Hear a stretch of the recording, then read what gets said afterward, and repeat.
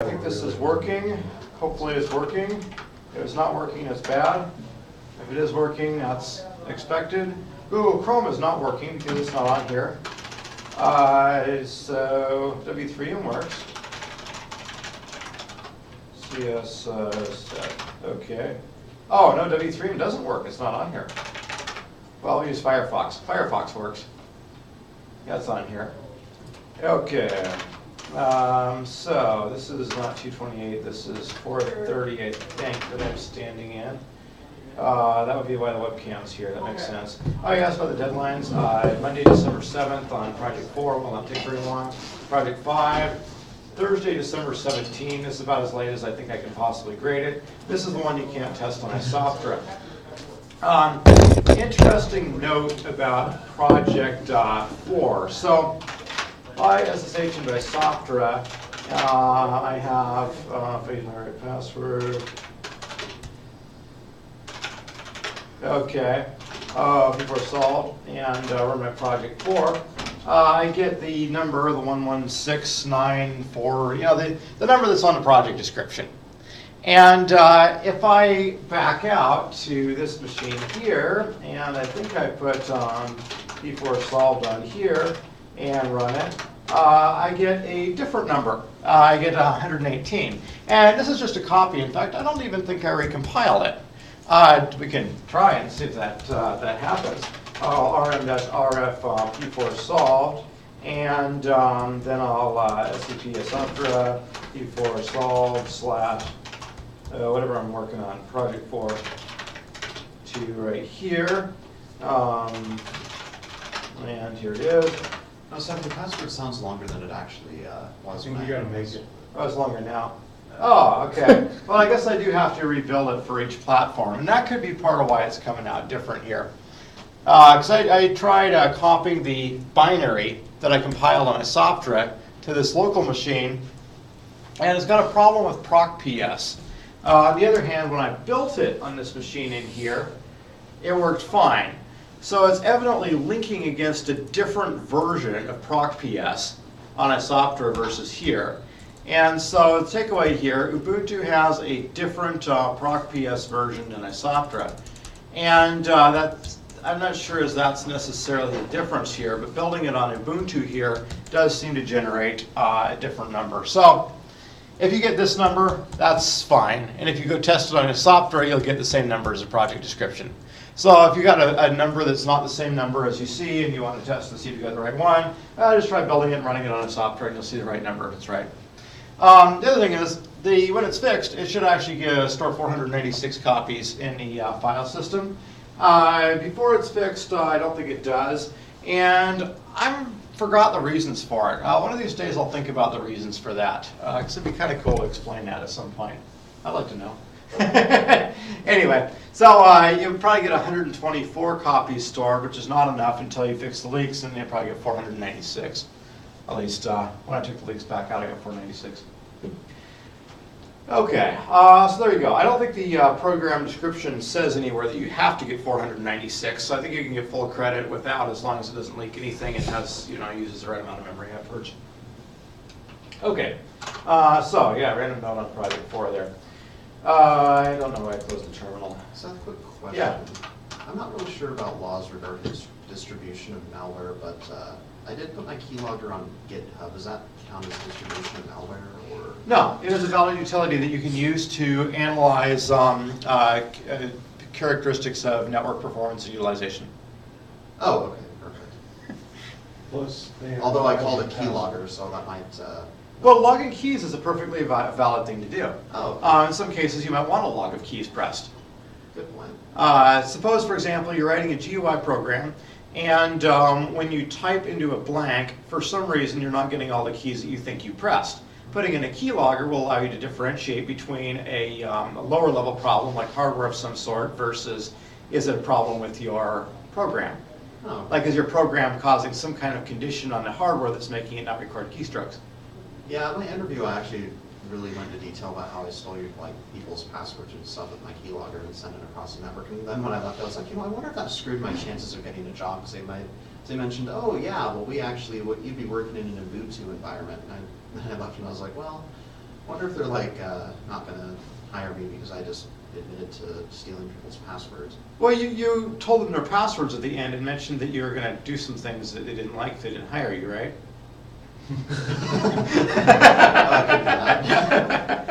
And by the way, I now have all of your passwords. No, that's cool. It shows aptitude with the platform that we're looking for.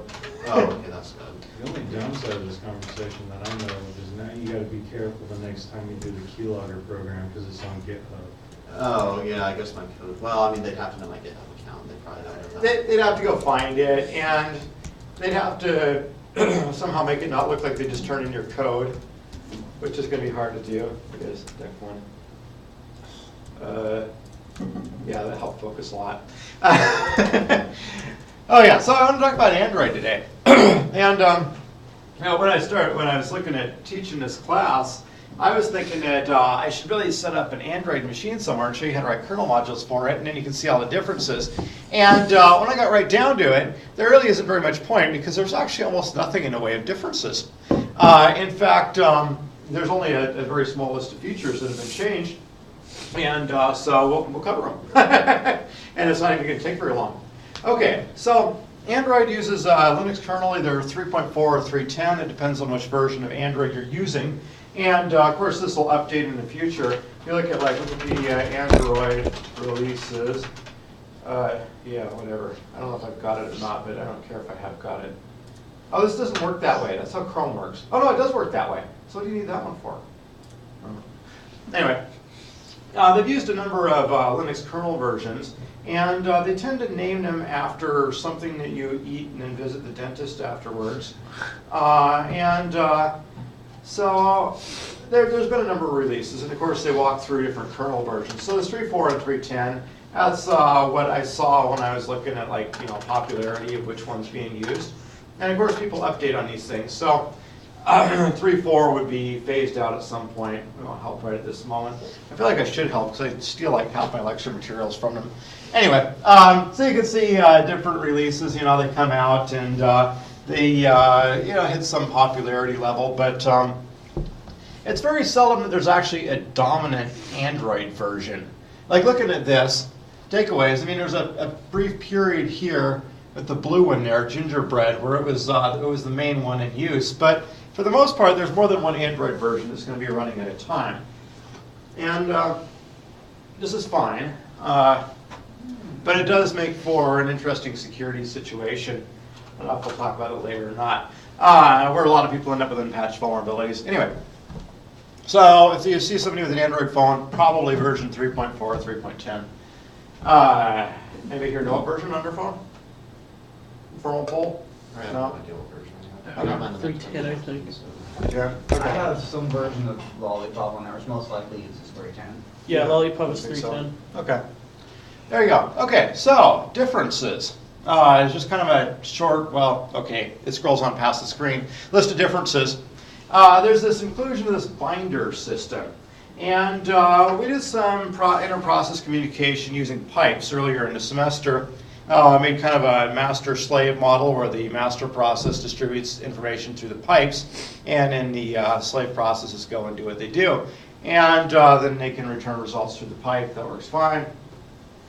So Binder allows you to have an interface that looks like function calls from one process to another. So you can have a process, and it'll present a series of functions that can be called inside that process. And when some other process calls one of those ones, they happen in a thread. So that makes it a little bit more flexible in the way that you can do these things. The pipes, you have to contrive your thinking into pipe world if you're using pipes. And thinking in terms of library calls might possibly be easier. And so here's an example of how you could perhaps use this. Suppose you got a web server running on the system, and you want to have the web server do something for your process. The web server normally listens on a port, and so you can send a request through that. But if you're on the internal side and it's presented an interface, it might have functions that outside processes can go ahead and call. So anyway, this is called Binder. And as mentioned up there, it's merged into Linux 3.19. So this is actually not a difference between Android and Linux anymore. But it was when this was in 3.4 and 3.10, and I guess it still is in those versions. Okay, there's a couple of different memory allocation strategies on here. AshMem, it's a shared memory allocator, and the main thing it can do differently. So normally, if you have a shared memory area where two processes are both using memory from it, so you got a memory map file, for example, and you're running on regular Linux, you can't discard that from main memory. And phones usually have a kind of a limited memory amount of memory, and so you have a different memory manager that can actually discard shared memory units. Okay, I said normally this doesn't happen, meaning normally it doesn't happen on a PC where you got gigabytes and gigabytes of RAM. It may be quite a common situation on phones. I'm not sure. They're increasing the amount of memory on phones. They're going up rapidly. Anyway, I got this different memory allocator. And then there's another process memory allocator out here called PMEM, and it uses contiguous physical memory for its allocation, which seems strange because we've been talking about virtual memory, where you have addresses and then the processor is deciding on this virtual memory table and deciding where to put things. Well, that's something that Intel x86 CPUs and most other CPUs do, but this particular allocator was made to deal with hardware limitations from this MSM7201A, which is a Qualcomm product, SM7201A. If you go look at this, you can see specs. It's a system on a chip. It's 525 megahertz. It has 2 cores. It has there's some architecture and things, details on it. So you have this particular chip, and it's got particular limitations, and it made sense to write this memory manager for it. Okay, is that a picture of one? Like a real picture of one? Qualcomm. Hey, I think that's an actual 7000 series. But this is not in the same CPU. This is Snapdragon 1 gigahertz. Anyway. Okay, so that's an addition there, this other memory allocator. Not a big deal here, just replacing one particular part of the scheme here, the memory allocation, with something else in order to handle some particular scenario. The error logging is a little bit different. You use dmessage on the x86 ones for the most part, and kernel errors go into there. Android actually splits this into 4 different logs, and they're stored. It depends on the category of error, I guess, which one each of them goes to. Anyway, so there's a little bit different logging code that's been installed. Wake logs, this is a funny one. So on a PC where you're connected to a power outlet, it's sort of irritating if the PC is constantly powering itself down and becoming unresponsive. And so on a phone, on the other hand, where it might sit in your pocket all day, I filled in visions wrong and now it's bugging me.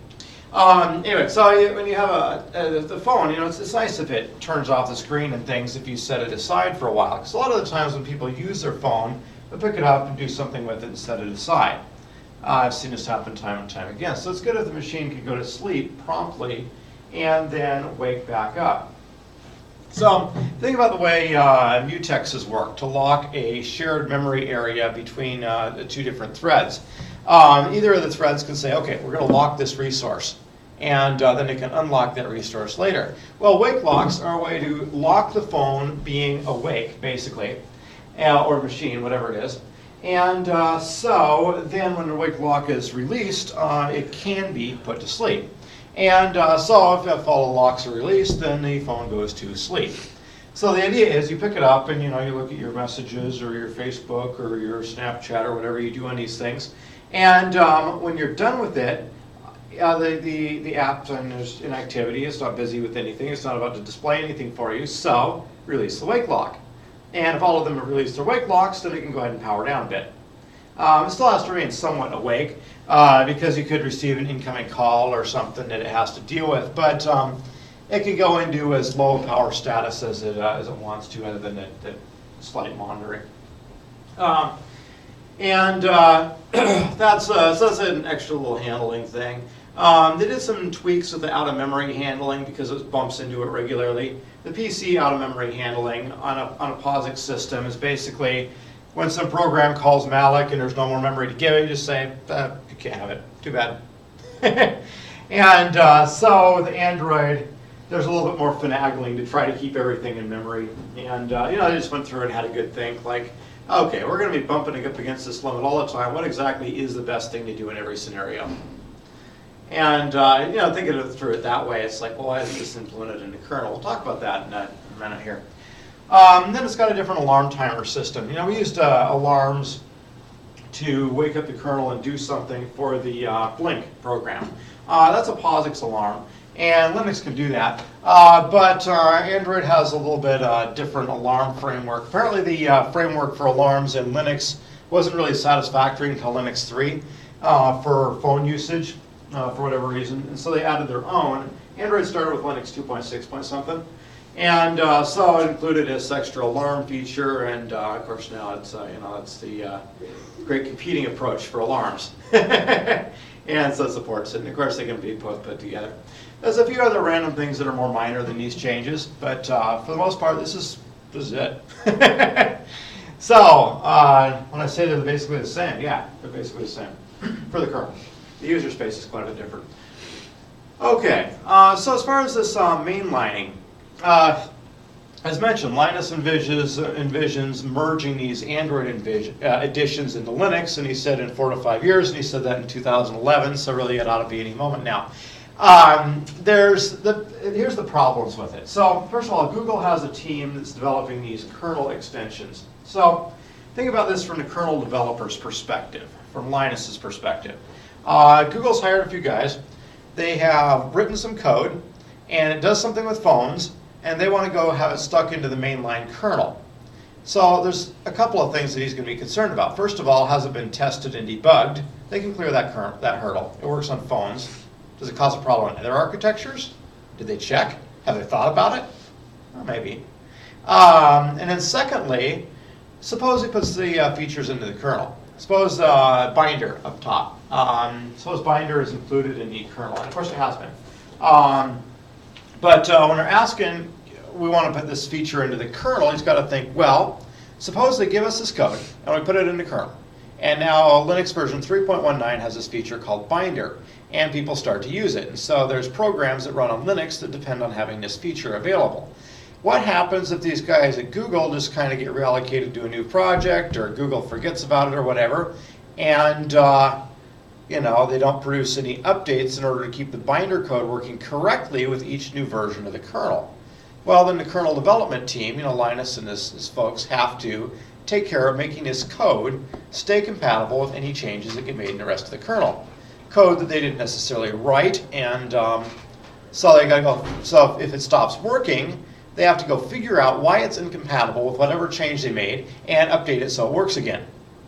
You can see where this would be a little bit of a little bit of reluctance here, maybe. So anyway, Google is apparently satisfied that they intend to maintain the Binder feature, and so it's actually been merged into Linux 3.19. A lot of these other ones, Wakebox, etc., in various states of it works on phones, and the kernel development team thinks it's interesting, but sees something where they're like, is this actually going to be maintained? Are you guaranteeing you're going to keep at it for 10 years? Does it actually work on x86? Do we want it on anything other than phones? And so anyway, that's where the Linux mainlining project comes in. And so envisions, with an E here, Linus envisions merging these things into Linux and having them become the same. I'm assuming that the timeline has slipped a bit here, but eventually it'll make it in. In a way, it should make it in eventually, because Linux really ought to include features for major platforms, and of course phones are a major platform, and so it ought to make it in there eventually. And I think Linus agrees with that sentiment. Okay, so that's the kernel, same kernel. User space, the places where we spent almost no time at all this class, and probably won't because all the other classes focus on user space. Anyway, it's got this, the standard C library has been replaced by this other library called Bionic, and it's pretty close to a standard C POSIX compliant library. POSIX defines a lot of functions, and so if we go back to, if we go get a new one, say like man open, for example, man to open, going to say something about POSIX somewhere. Okay, conforming to. So it conforms to POSIX.1 2001. And for a Unix-like operating system, a Unix-like operating system will generally be fully POSIX compliant. And so Android almost is. So this is a couple of things in this Bionic libc. Long double arithmetic is not something that ARM processors do. And so it's been omitted. It's also apparently not something that you want to do regularly on phone apps. It would be kind of cool to include it just for the sake of POSIX compatibility, but the functions are going to be very slow because, like I said, the processor can't do it. I mean, it's going to have to synthesize it in some way with lots and lots of other operations that don't use long doubles. So that's one category. The other one, so Android user space doesn't actually use the password file or the password kind of system for managing users. See, normally you have this etc. password file, and includes things, you know, the username and their user ID and their home directory and their standard shell. And this isn't real applicable to the way users use Android. And so the mechanism hasn't been included. And so there's some POSIX functions that manipulate this file, and they're not included in Bionic. Okay. They use a database. Yeah. Yeah, they decided to go get all databasey and things. Which is really bad because you can delete the database, then have access to all the data on the phone because it will look for the password, and if it can't find it, it'll just let you make up your own Oh, well, that's and convenient. store it. That's kind of the opposite of what would happen if you deleted password. I know how this one, stuck in my head. Yeah, so there's some differences in Bionic there, and user space file layout's a little different too. Okay, so differences from that point up. A couple other things that are low enough level that I figured I'd include it in 430. So apps are normally written in Java, and looking at the phone, that might seem like a bad idea when you have limited hardware power because Java bytecode is going to have to run in a Java virtual machine, and running a JVM in a situation where you have limited memory and processing power sounds a little strange. It's been fairly heavily optimized to run as fast as possible, and actually you can run native code, like C code, on an Android device. I don't know if you can deliver it in the App Store. But if you were to have root access, you can install your own program written in C if you want to. Not only the way things work. So, they've been working on this feature, and it's available in the later versions, but I think it might still be experimental. Since you can run your program, Java program, in the JVM, and then it runs on the hardware, perhaps you can take the program and compile it all the way to machine code from Java. Like bypass the JVM, take the Java bytecode and compile that to the actual CPU. And so that might be the path forward here. And it actually offers a neat feature in that Android's, it's multi-platform, right? Like this is why they're using the Java, because you can have Android on an x86 device or an ARM device or whatever. And ARM itself, it's very standard. It's got multiple standards, multiple standards. And then you got processors like the Qualcomm that have specific funny things.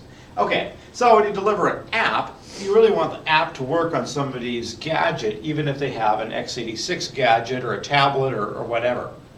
So that's where Java comes in. Java's multi-platform, runs on anything. Great.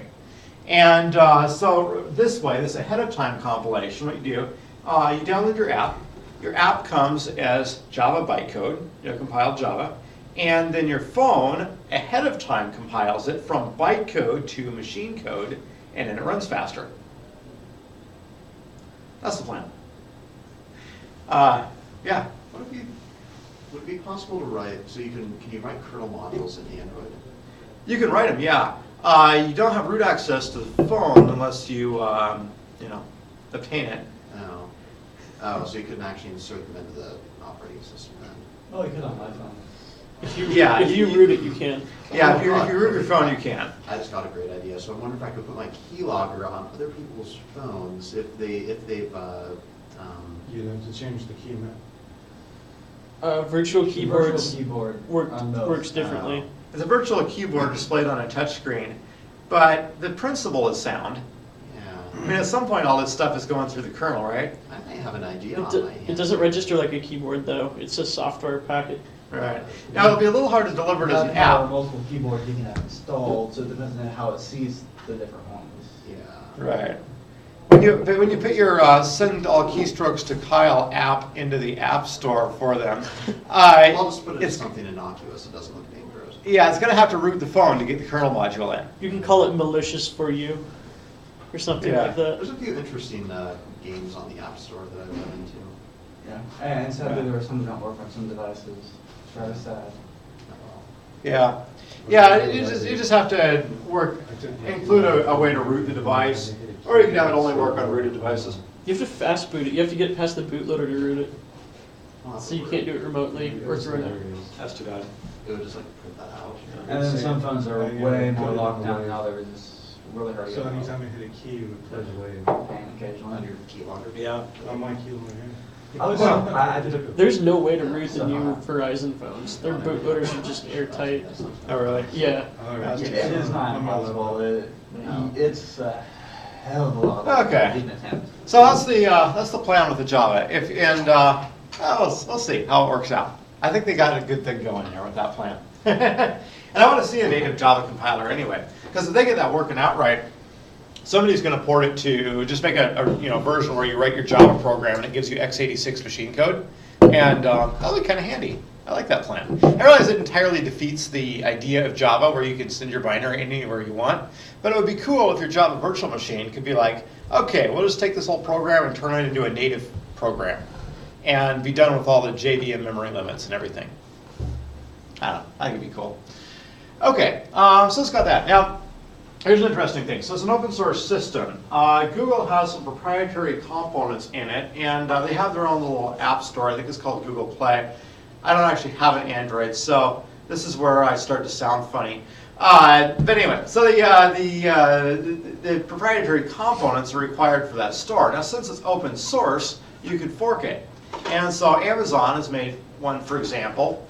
And there's this Fire OS. I actually have a couple of gadgets running this around because my kids have Kindle Fires. And it uses Amazon's App Store. And so that's actually a competitor to Google's App Store. And I'm not sure Google gets anything out of a Fire OS sale because they're going to be buying Amazon's content for it. They're sending their money for the tablet to Amazon. I don't really see any way Google stands to benefit from that. And Google doesn't either, incidentally. The best they might do is use a web browser and do a search on Google. So then there's a few others. The Nokia Model X, this is funny. So Microsoft bought Nokia. And so then Nokia is going to have this thing, Nokia Model X. And I don't know if they're still around there or not, Nokia X, but I'm pretty sure they canceled it. There might be a few of them floating around. Discontinued 14th of July 2014. Successor Nokia X2, which probably runs, yeah. Well, No idea, maybe Nokia was still around. yeah, they're still around, just barely. What about BlackBerry? They're still around? Yeah, they're still around. They still sell a few to the business community. Oh, whoa! It does run the Android-based Nokia X platform, the X2. Interesting. So Nokia does still sell Android phones. So Microsoft sells Linux now. In case anybody's curious. Okay, that's interesting. I knew the X was discontinued. I didn't realize the X2 was carrying the flag. So there's that one out there. Benefits Google's competitor again. Baidu is a Chinese search giant.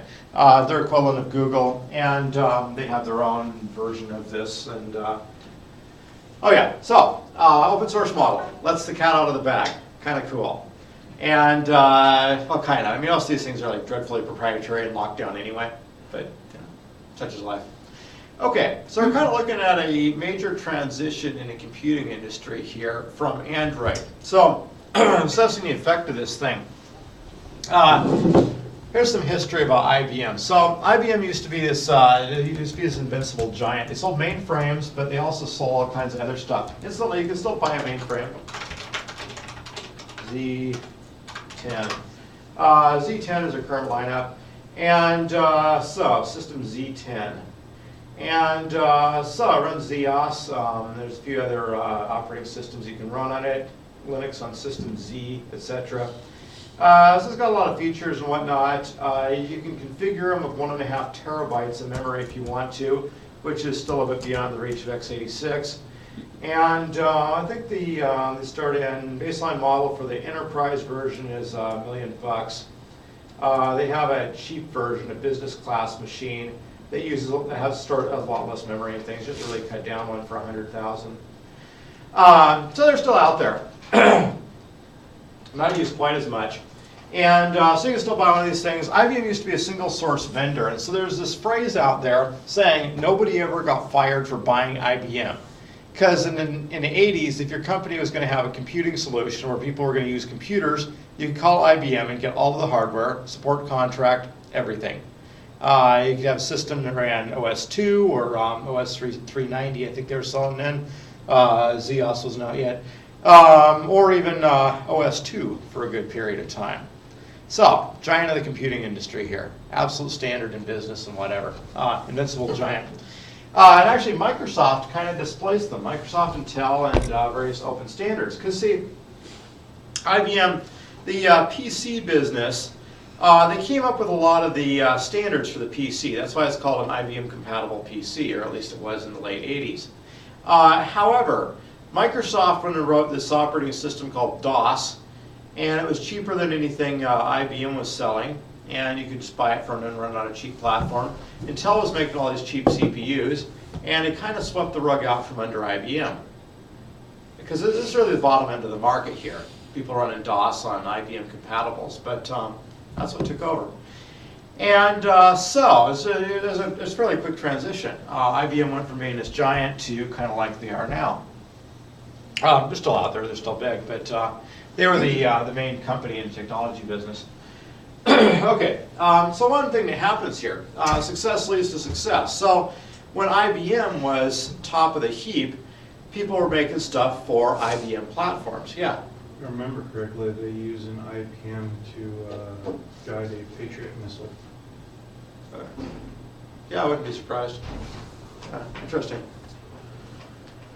Yeah, so success leads to success. So part of the thing that steamrollered IBM was that DOS and then Windows got momentum behind them. And so people had to use it because their programs ran on it. And so if you have to use it because your programs are running on it, and so you use it, then people are going to write programs for it. And if you're writing a program, you want to write it for popular platforms, people buy it, so you write it for the dominant platform. And then people who want to use your program have to use the dominant platform. And so you can see how this kind of self-perpetuating cycle here. And so IBM, they got the rug pulled out from under them with a different perpetuating cycle that was built in a market where they weren't that competitive, at the very bottom end. And so that led to their demise. That's how you topple a giant, and off they go. Incidentally, there's not that much compatibility from one platform to the next, really. Like all the POSIX systems are compatible. You can take a POSIX program and compile it on a different one. So that lets you take a command line, Unix program, and build it on OS X or any other POSIX compliant system, early Windows NT. But above that, there's a lot of differences. Like if you take a graphical application that runs on Linux and try and run it on OS X, then you need an X server, X11 server, to display the graphical part of it. And getting those running on OS X has always been kind of the sort of thing that people write long tutorials about and post on the internet.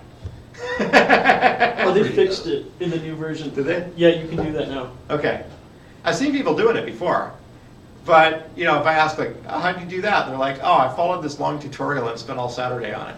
No, the last couple versions, I guess they fixed it. Okay, that's cool. Yeah, I've I'm done glad that to more hear than that. once. Followed long tutorials and spent my entire Saturday. Okay, yeah. Yeah. So that gives you a little bit of compatibility there. Lets you run a Linux graphical program on it. But, yeah, it's kind of the state of compatibility. And most of them aren't even that good. Like running a Windows program on Linux, there's a thing called Wine. Wine is not an emulator, is what it stands for. And I did play through Jedi Knight 2, actually, on Wine, and it worked. Even the cutscenes and things worked in the game. So that was pretty good, but not that much. So you need a popular platform. And smartphone apps, they're a fair bit different. Anybody here work on a calendar app project? I Yeah. did. That was Yeah. fun. So they were different, right? I never worked on the Android, I only worked Okay. on iOS. Okay. iOS was just a blast. I would gladly do it again, but I want to learn how to do Android next semester instead. Okay. Yeah. I hear it was a fun project to work on and actually achieve success, which is awesome. Most of the time, sometimes, it's really nice to talk about it in interviews, because I'm like, oh, well, I have experience with looking at other people's really weird, funky looking code that is hard to work with in a completely unfamiliar language, and I don't know what I'm dealing with. Yeah. That usually scores me points in interviews. I think. Right. Because they're like, that's exactly what we want you to do. Perfect. I have no idea what I'm doing, I'm just kind of jumping into this, and so I have to spend Yeah. time actually teaching myself stuff. Yeah, yeah, that's perfect. Oh yeah, so game consoles are a big source of this. So Sony achieved dominance over, they swept the rug out from under Nintendo. Nintendo had the N64, which required cartridges, and cartridges were expensive to make. Well, Sony put out the PlayStation with discs on like super cheap optical media, and the hardware itself is more powerful too. And the game developers jumped ship and went to Sony. And that's how Sony made a kind of dominant game empire over Nintendo. I have Yeah. an example of that too, is because you had Squaresoft, which was originally in bed with Nintendo. Uh-huh. So once the PlayStation came out, that's when they jumped ship over, Uh-huh. and Final Fantasy VII was the first non-Nintendo Final Fantasy. Yeah. Reason being is that on the N64, they would have had to have like 36 cartridges to Uh-huh. fit the 3-disc game. Yeah, yeah. And there was no mechanism to switch cartridges either. So, yeah. Yeah, and all the cartridges were expensive too. Yeah, Yeah. it would have been a hell of a lot more money. Right. Because, as I said, it was like 30 odd cartridges they would have needed to fit the whole game. Uh-huh. But Sony had to really outdo it. I mean, if they made a competitor to the N64 that also used cartridges, and the cartridges were 20% larger, and the graphics engine was 30% faster, that wouldn't have done it. You know? They had to have a really big improvement all of a sudden, all at once, in order to get game developers like Squaresoft to shift. Because the game developer, the last thing they want to do is develop a really expensive game for a platform of which there's 300 sold, you know? But Sony managed to do it, and Nintendo, they kind of made a comeback with the Wii, but they didn't have a viable game console for like 20 years.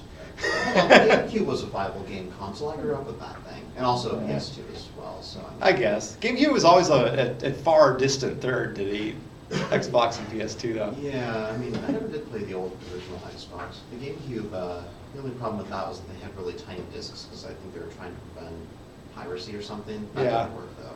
Yeah, and I can't believe they did that. It seems like they would have learned their lesson about small discs with the N64 Yeah, and capacity and game developers jumping ship. pretty much. Lessons are hard to learn. They should have made the CD like 30% larger. Just made it a normal size CD. Yeah, that would have been better. But then they call it GameCube, and it probably, well, they'd have to Yeah. make it bigger, I guess. Yeah. Oh yeah. So success leads to success. So that's how turnovers happen. And turnovers are hard to have come about. Linux has been a free competitor to Windows for 20 years. Viable competitor really in terms of ease of install and things for maybe 15, and it's never taken over. Because, this cycle of popularity leads to popularity. So, in 2009, I was teaching computer science at Western, and 90% of the internet devices ran Microsoft Windows, as in practically all of PCs, plus the occasional person had a phone that had like a web browser functionality built in. You'd like unfold the phone and then it could check your email or do stuff on the internet on the little alphanumeric display. And this was the status of things. And if you wanted to get on the internet, you're probably using a Microsoft product. The rise of OS X was happening then, but it was in process. It hadn't happened. If we look at Integrated Schools, you got to keep an eye on this page just to keep an eye on trends. Although I sort of missed the mobile revolution because I was looking at this page. And this is web developers visit W3 schools. And web developers normally sit at like a not phone or tablet in order to do their web development. And so you can see the mobile market share is like 5% on this website. Anyway, So on Mac these days, 10%, maybe a little bit more among web developers. And Linux 5%. And if you scroll back to 2009, Mac 6.5. If you keep scrolling back this thing until you get to 2003 where it starts, Mac 1.8. And in 2003 here, the non-Microsoft market share is a grand total of 4%. And if you scroll up to the top, like now among web developers, you're at 20 and some change. So that's a quintupling of it. But this is web developers. This is people that are sitting in a PC, and Microsoft is still dominant on PC hardware. Okay, so Microsoft Office is standard in business, and standard configuration for a computer that you do anything with is you'd have Windows Server running in the back room somewhere, running Exchange and that kind of stuff, and then you'd have people sitting on Windows machines using it. Incidentally, that sounds a lot like how the college still works here. Adaptation is sometimes slow. This is the only institution I've taught at that ran a Windows server for their webpage. Anyway, so that was standard, dominant. Okay, so 2015. This is surprising to me. Okay, so this was interesting, and keep this in mind when you're thinking about what skills you want to place on your resume. Okay, so device shipments, using stuff. Let me make this big so we can actually read it. We're just interested in the charts, really. It looks like Android devices shipped worldwide, looking at a 48.61% of the market. iOS, Apple stuff, 11 point something. Windows, 14%, and other. Which I'm assuming is like Kindle Fires and Baidu's phones and that kind of thing. And we got about 26.34 on that. Okay, desktop and laptop computers, pretty much entirely Windows. I mean, you got versions of Windows. The top 3 spots are different versions of Windows.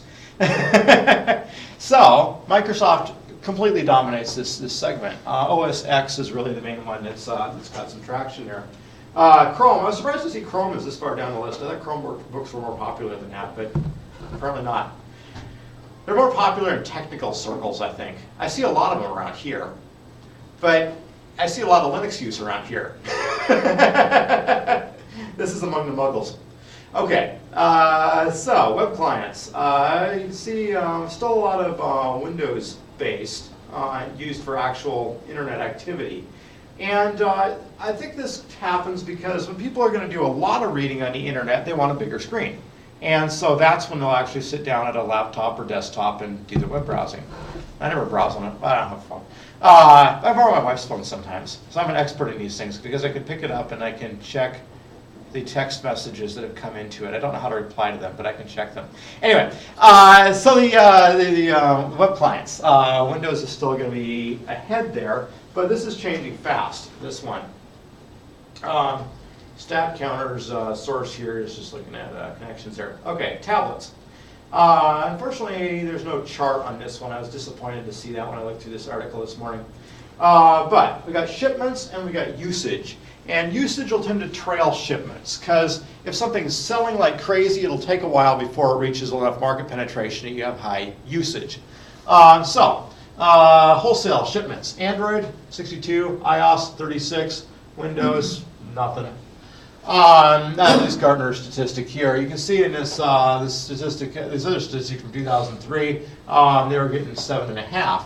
And it depends on how they decide to do these things. My guess would be that strategy analytics here had something to do with like maybe it counted a different category of devices, or like up here we're counting semi-disposable phones and down here we're not, or something like that. No, those are tablets. Those are semi-disposable phones. Probably just depends what exactly is called a tablet, because it can start to blur a little bit, the distinction. You know, you can have things where it's running Android, but you have a keyboard and that kind of thing. I see a lot of times people take a Microsoft Surface and they'll have it basically work like a laptop where you got a little fold-up case with a keyboard and things that comes out. And so, is it a laptop or is it a tablet? So that's anyway. So that's probably why we're seeing some different results on these. And this older one from Gartner here is showing a higher share for iOS. And so another option here is maybe this happened in the middle. This one has a very high Windows usage compared to the other, or sales. Okay, usage. Usage is actually slanted way more towards iOS, oddly enough. And takeaway there are people who buy iPads use them more than people who buy Android tablets. I don't know. That would make a certain amount of sense. The other hypothesis here, we're not looking at data that's older than, well, first of all, the years don't even match here. But secondly, the iPad has been out for a lot longer, and it came out first. It initially had way more traction in the tablet market, and there's probably still a lot of first generation iPads that people are still using. Now, the Apple gadgets tend to have a pretty long use in the technology field. People hang on to these things and use them for a long time. So my guess is we're seeing a lot of gadgets, Apple gadgets that people are using for longer or they've had for longer before Android was a popular tablet OS. Anyway, and you know, so if you're writing an applet, a program for a tablet, you know, you might look at this and say, well, we're going to release for iOS first, then Android, then not worry about the others. That's probably what I do. Yeah, because that's why you have 90%, over 90% of the market. Yeah, exactly. And actually looking at this, you know, you'd say, okay, well, with the sales figure here, we can't ignore Android, we can't ignore iOS, we can ignore Windows, and we can ignore the others. And so that's how the application development goes there. Mobile devices, so this includes phones and things, and there's a lot of statistics on this, and it's kind of hard to track because what you'd really like to know is which platform is going to be dominant in the future, and that question can't be answered directly by statistics, but looking at this, you can see that in general, the Android tends to come out ahead of iOS, either by a little bit or a lot, depending on exactly which quarter and that kind of thing. BlackBerry is barely hanging on by a thread, and Symbian is more gone. Windows Phone has a little bit of use here. They're, you know, twice as popular as BlackBerry in this poll right up here. So they're still around a little bit, but they definitely haven't made a market impact. And this is the most recent one up top, January 2015 U.S. subscribers, and including forks. So I don't know if forks are popular on the in the phones. I guess it probably says up here. Anyway, so that's what we're looking at. Public servers on the internet. So we're not going to see any Android down on public servers. You can see this server poll from W3Techs is showing 67.8 on Unix-like. Unknown is, it just means that there was some Unix-like system running in probably Apache. And so anyway, Unix-like is most of it. Microsoft has about a third there. Incidentally, you can run Apache in there. Supercomputers, I like to show this graph when talking about paradigm shift here in the fall of Unix. So the blue one here is Unix, and the green one is Linux. And so yeah, sometime around the mid-2000s, it's kind of, Unix goes away from the supercomputing market. Incidentally, Windows is that one right there, that dark blue. Okay, yeah, as noted, almost 100%, but not quite. They actually got 0.00, I guess, currently. Okay. Yeah. So, a lot of different categories of use here. Android is just going to be in the mobile ones, of course, not the others. I may eventually make an impact on the desktop. Hasn't yet. So that's the status of things. And I saw this statistic that 20% of internet devices now run Microsoft Windows. We also saw 14 on there when we were looking through stuff somewhere. And so that's about the current status of things. And Android is kind of in the process here, pulling out the rug from under Microsoft, the same way Microsoft did from IBM. And you know, don't expect Android to last forever either. Something else will get it somehow. Android will be slow to step into the implanted computer market. Just want to include the right interface for getting people's heads or something. Ubuntu has a Phone OS independent of Android. It does, yeah. It's never caught on, but it has No. it. Yeah. They're selling them in Russia now. It's part of that, 0.5% other category. Yeah. Yeah, I kind of wish it would take off. Android, it's got a lot of proprietary stuff in it. Oh yeah, so that's where we go. Now, as far as where we go from here, kind of anybody's guess. As far as what happened to IBM. So I mentioned IBM had this kind of disaster. They were like the single source vendor. Nobody got fired for buying IBM. All the businesses are calling them and being like, well, you want to exchange money for computing services? And like, yeah, that's what we do. And then all of a sudden, nobody's calling them to exchange money for computing services. And they're buying all these DOS and Windows-based PCs. And yeah, the business model changed. They shrank. They became less important. Shrank in terms of market share, definitely. Technology was growing during this period. So, shrank and became less important could mean just kind of failed to grow very much for a while. But anyway, they're still out there. So they're offering business services. They're offering machine learning services with things like Watson. And yeah, still out. Okay, so it's still alive. It's just not a dominant force anymore. Now, Microsoft is kind of busy making this transition at this exact moment. For a long time, it was run by Bill Gates up until about 2000. And then Bill Gates kind of handed the reins over to Steve Ballmer, but only kind of, because Steve Ballmer was CEO, but everybody listened to Bill. And so Bill and Steve had a little bit of falling out over the first year because Steve thought he was in charge because his title says CEO, but he wasn't actually in charge. And so apparently they had a lot of problems. And eventually they agreed to be okay or something, but weren't okay. And eventually Bill left the company completely to concentrate on giving away his money, which is definitely a full-time job. In fact, it requires an entire foundation. So when all the politicians are like, let's go take all the money from the rich and give it to the poor, it's like, they're doing it? Anyway, some of them are doing it. Anyway, so so then after Steve Ballmer ran it for a while, the acquisition of Nokia was actually really controversial among the board. In fact, he worked out a deal to buy Nokia and then left for some reason, like he was going to go pick up his daughter from the, I don't know, something, because he never met her or something like that, because he'd been at work the entire time since she was, I don't know. Anyway, something was happening, and he left the board meeting, and when we got back, they decided not to do the deal he worked out. And later he got the deal worked out again. But in general, there were problems that were impacting the company's productivity and adaptability at that point. And so Steve Ballmer decided to step down. He bought a football team, the Clippers, and so he's playing with his football team and things now. Like not playing football with his football team, just like playing football team manager. This is what you do after you've been in a high-tech industry for a while, apparently. Paul Allen went and built this big facility, and so they're all smashing guitars inside it over in Seattle. Anyway, so they got this new guy. Actually, it was internal, Satya Nadella. Anyway, and he's working on reinventing the strategy in order to adapt to an Android-dominated computing market, which is really weird to think of for Microsoft, because you guys, maybe you never saw this. Slashdot used to use this symbol for Microsoft, and excuse me, that's wrong now. Microsoft is built a Linux distro. That's what one of their. Yeah, there's probably a picture. Yeah, so they used to have this picture on any Microsoft story back in the 2000s.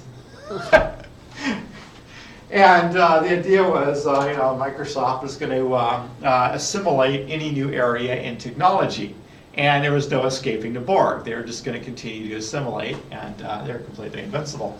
And Slashdot actually dropped the Borg thing a while back because they said, well, Microsoft has kind of changed in character. And indeed they have. In fact, they're considering, planning to, release Microsoft Office for Android. I just thought of a great idea, speaking of the board. For our AI class, you should have us, for Project 3, you should have us, instead of doing the machine learning thing, we should just create the board. I think that'd be a good idea, don't you think? Yeah. Yeah, if it was a robotics class. We're going to need somebody to volunteer for the first transformation. But Well, you can just see, update you thought of the Microsoft. idea. Or we can do it Well, straight I'd from do the it. board. You could just update Kyle's software. If I found out that the board was real, I would just go get it simulated. It's gonna happen eventually, may as well let it happen now. Why hold it off? Please? I've Yeah, never maybe it's saw not so bad. an EMP bomb after you've done something. Sure. You need to break Kyle. It's part of the reason that they're doing it. Office is actually more profitable than Windows. And if they tie Office to Windows until Windows eventually drops off the market for the phone, then they might be encouraging competitors to Microsoft Office. And seeing Office as the most profitable product, it's the one that has to be protected. And so making it work on iOS and Android, I mean, this might be a tough pill to swallow in some ways, but it's the way to make the company continue to be profitable. And this is the same kind of thing IBM did. They did a lot of stuff that was kind of against their culture.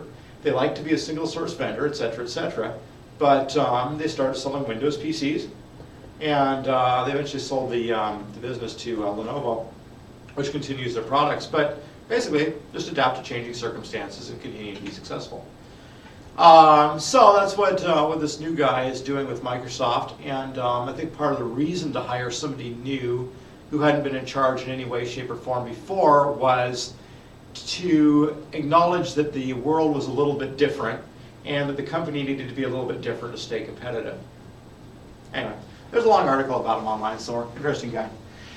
Oh yeah, so other ideas, other things about Android here, wrapping stuff up. So, using it as a desktop operating system has been talked about a lot. Google is planning on merging Chrome and Android, and eventually just having one platform. Because right now they sell two Linux-derived products, which in a way is bad because we're just talking about how if you have a platform that's really popular, people are going to develop for it. Well, they've got an unpopular one and a popular one. They might as well merge them together and have Android apps run on the equivalent of Chromebooks, Android books, whatever they are.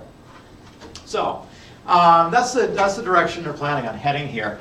And people have been running Android on a desktop OS as just kind of like experimental basis. It'll run on a x86 machine. I've been tempted to install it just to see what happens.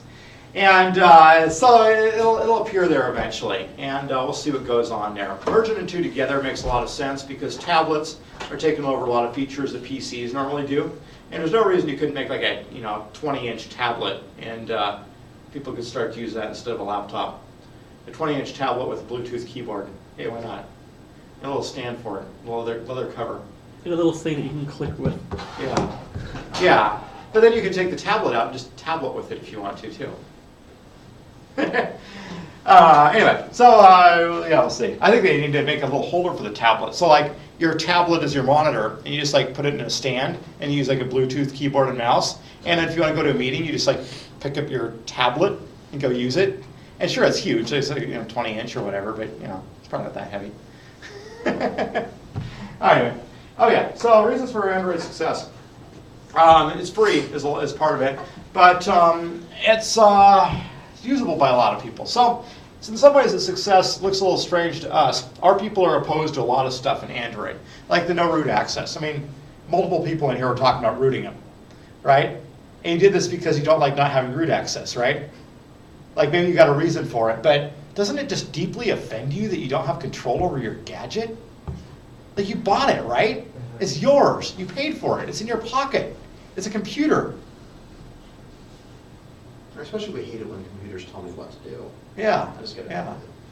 Yeah. So anyway, I would say the rate of rooting these things in computer science in general is at least 50%, maybe higher. And in the general population, it's probably like 0.5% or 1/4. So there's a lot of stuff in Android that offends us. But normal people, I mean, this is great. It makes it a lot more reliable. I am sure you've had to fix some relative's computer over a holiday possibly, where they've installed every virus known to man and ran out of hard drive space, and it's full of spyware. And then they accidentally changed their password and forgot it. You know what I mean? It's like people having access to their computers when they don't know what they're doing, it's really not necessarily a net benefit to them. I mean, they're better off in their own little sandbox, Keep them in Java land. No root access. Better for them. They're happier. So, really, you should be happy if you go weld the hood shut on their car too, right? I know lots of people who never look under the hood in their car. Yeah, might as well be welded shut as soon as it leaves the repair shop. That'd be good. In fact, might as well make it all permanent, you know, they can just replace it, the brakes. Or good. Make a little hole in the top where you the can car off do to the replace it with a new front of the car. Yeah, why not? Anyway, so this entire model of business kind of offends CS folks. In general, we like to see how machines work. So a lot of times when we put together an interface for something, we follow the way it works, you know? You make a program, and so you have an interface that allows you to access all the features of it, right? You make an interface to a computer that lets you accomplish all the things that the machine can do. They basically take the machine's set of features and develop interface so you can operate them. Like how else would you do it, right? But non-CS folks really want to have the interface follow these goals they have in their head for what they're about to do. And you might say, well, wait a minute. If you make the user interface such that it follows their goals, and the processor has a feature that's not really part of their goals, where are you supposed to put the user interface for it? Like, how do you use the feature? And a normal person answers, well, you don't. Which again kind of offends us. So anyway, there's a lot of stuff that's kind of that way about it. But that's why it's successful too, because it does appeal to the masses. And we might wish that something else would take off, like the Ubuntu smartphone system, so we wouldn't have to root them or worry about bootloaders where you can't root them or that kind of stuff, you know? That's more the carriers that end up doing that kind of crap. Yeah. You know, we'd like all this stuff to go away, you know? Open platform, root access for us. We don't even mind if they have a way for us to get root access to everybody else's phone, as long as they can't get it on ours. The NSA would like root access on everybody's phone. They probably have it. There's been debates over zero-knowledge encryption. Zero-knowledge encryption used to mean something in cryptography, but apparently it doesn't anymore. Now what it means is encryption where the provider of the encryption has zero knowledge regarding how to undo the encryption. And iOS and Android support zero-knowledge encryption. Because remember these companies, Google, Apple, etc., they may be developing for normal people who want their hood welded shut, but they are made up of engineers and people who believe in the power of technology and the idea that your gadget and your data are yours because they have data of their own that they don't want anybody seeing. And so, you know, they believe in all this stuff. I mean, they're us, right? They're us that have graduated and gone on and worked somewhere. So they put this stuff in there, like zero-knowledge encryption, and they believe in it, and they make sure it's in their products. And then the police are like, wait a minute, you made it so you cannot get the data out of this phone without the password. What are we supposed to do? And the answer from the technological side is, well, Torture the owner until you get the password. I guess. Yeah, it may be a problem, but it's more important to maintain data privacy than it is to make it slightly easier to do certain investigations. Well, look at it this way: if you've ripped off all their fingernails, you can just do the toenails next. Yeah. I mean, that's not really allowed in the U.S. No. If you've established an offshore detention area. Kyle sounded so disappointed. I'm not disappointed. Actually, that's probably not something you should do. It is a violation of the 8th Amendment. Well, yeah, I mean, you have to do it in some other country or something, some other spot. You'll find an not island violating somewhere. your own constitution. Uh-huh. One of the oldest tricks is not letting them go to the bathroom. When you learn something really young, it sticks, and a lot of people don't want to pee themselves, so you don't let them go to the bathroom, and they'll sign anything you want, just go to the bathroom. I don't know if that, I guess that wouldn't really be cruel and unusual, would it? It's a little That's unusual. a spy's first technique to break somebody is to make them pee themselves. Well, I think, unusual I think means that it's not applied very often or something. Oh, okay. So then cruel would just, it depends, there's legal definitions for it. Yeah. They gotta argue about what is exactly too. Like they argue in capital punishment all the time, or whether something is cruel and unusual. It is getting more unusual because it's being used less and more states are banning it, so. Right. So that makes it more unusual. I don't know if it makes it more cruel. And you are killing people, so it is kind of, it depends, yeah, well, that's a whole. I know. Which one's more cruel? Usually it Kill all them or depends lock them on, up for? and that usually depends on the method that they use. So if they're actually in extreme amount of pain when they die, if you torture them to death, that's a bit, that would probably count as cruel. And it's usually not used very often, so it'd be unusual. And then there's See, law's easy. Yeah, and then they also start to think that if you disfigure them, even if it's a quick death, that's also cruel.